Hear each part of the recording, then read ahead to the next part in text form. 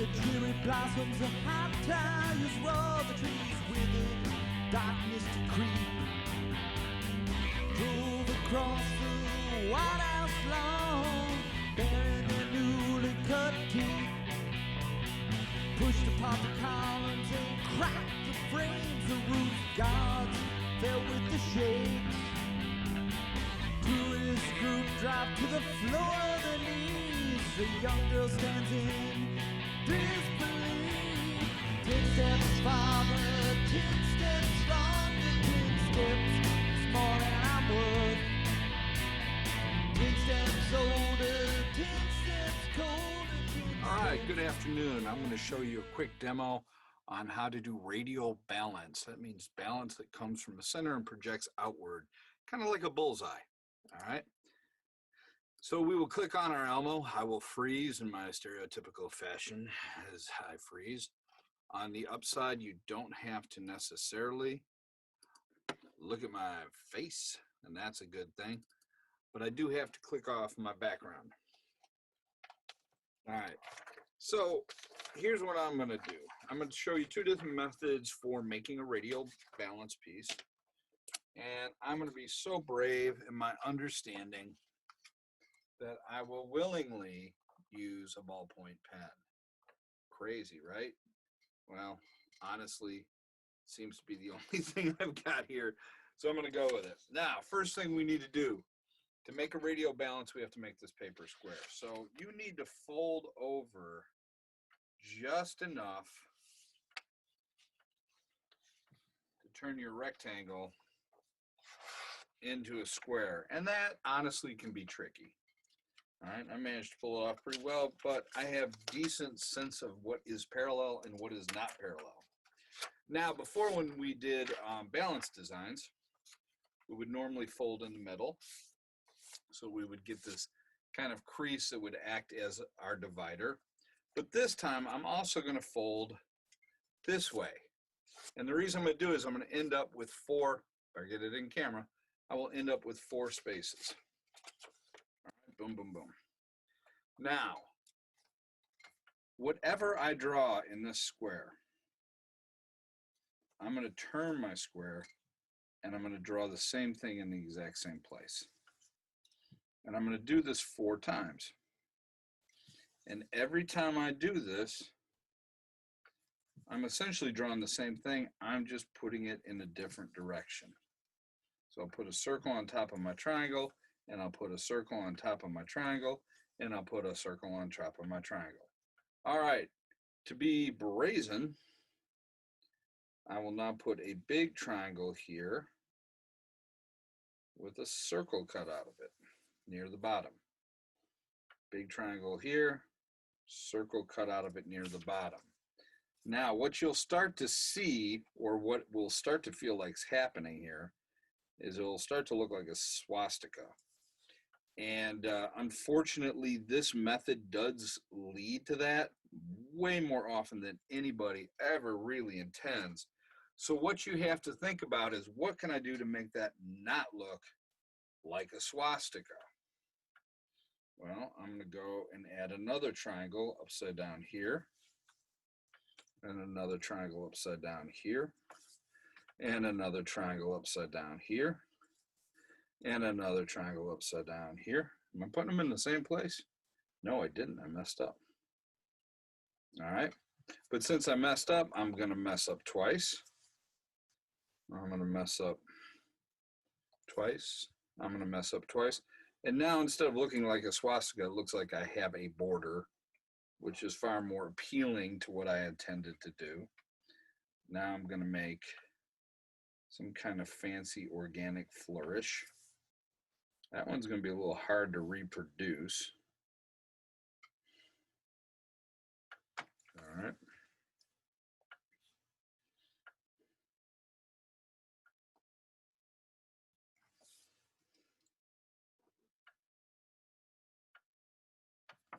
Boom. Now put a curve on there, and a curve on there, and a curve on here, then a curve on here, And then I'm going to go dot, dot, dot, dot, dot, dot. All right. And I just keep building this thing. I just keep adding more and more detail to it to make it look cool. And eventually, once I've done that and filled up that space, I can go back and I can add some shades to it. And start out dark here, use less pressure. Boom, boom, I got one shade there. Boom, boom, I got one shade here. All right.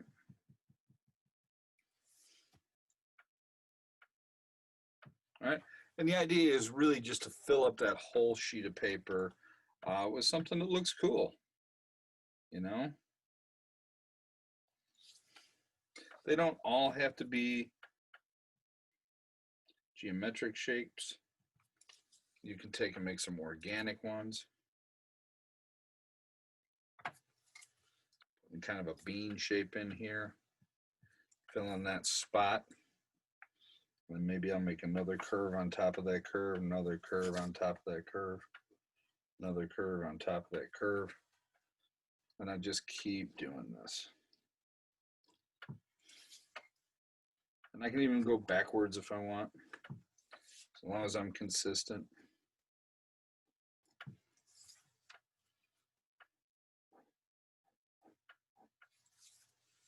A triangle here, triangle here, triangle here, triangle here. All right, now I'm going pretty fast, and part of the reason I'm going fast is because I know you guys would rather be drawing than listening to me talk, which is fair. I'd rather you be drawing than listening to me talk. But occasionally I got some stuff I gotta say. All right. All right, so that would be our radial balance or our spiral balance sheet right there. All right, and that's not done. That's started. It needs more shades in it. It needs a lot more little details. I mean, there really is no right or wrong. You're just trying to place it in the same place twice. All right, here's our other one. This is radial balance. That's not a spiral. Once again, we fold our piece of paper that's already a square in half, and we fold it in half this way. Are we excited? Oh boy, are we excited. All right. Now, we're going to attempt what's known as a double mirror image. So whatever we draw on one side, we're going to draw on the other side. All right. Then we're going to flip it and try to draw it again. All right. I'm going to have a line come out and out. I make its opposite here. I make its opposite down here. I have a line coming out at a diagonal. It's going to come out at a diagonal in all three spots. It'll start to go toward itself. Now, you may say to yourself, well, this one's a little shorter than the other one. Okay, fair enough. I'm going to just end up double lining them to make them equal. So a lot of times screwing up once is bad. Screwing up twice is horrible. This is the only thing where you can screw up multiple times as long as you're consistent and actually save your piece. All right, now I did something funky here. I like it, but it's weird. So I'm gonna save my game by going big circle, big circle, big circle. All right. Triangle,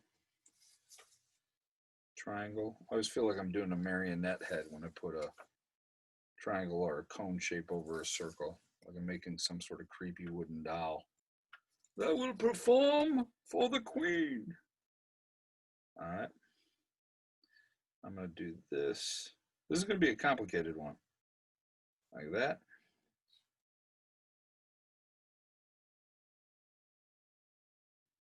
Like that. I have to do it on each side. Like that. And part of what this does is this helps open your right brain so that you start looking at things as lines and shapes, which will make it easier for you to draw things if you start thinking of them as only lines and shapes. Now, do I have a plan when I do this? Nope. I really don't have a plan other than making sure that it's balanced or relatively balanced. All right. If I was getting confused, what I might do is I might draw a line like this to give myself quadrants to break stuff up into. So I know whatever goes on this side here, I could use my original method of taking and turning.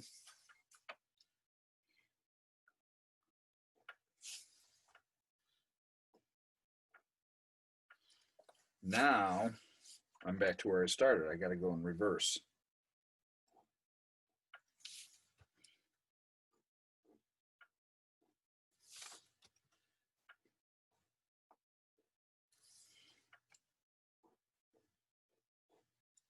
And the more lines and the more shapes I put in there, the way more interesting it's going to be. You don't want to just kind of be like, am I done yet? These are not things that anybody ever wants to hear. Your teacher, your boss, your loved one, whatever the case may be. Nobody wants to hear that.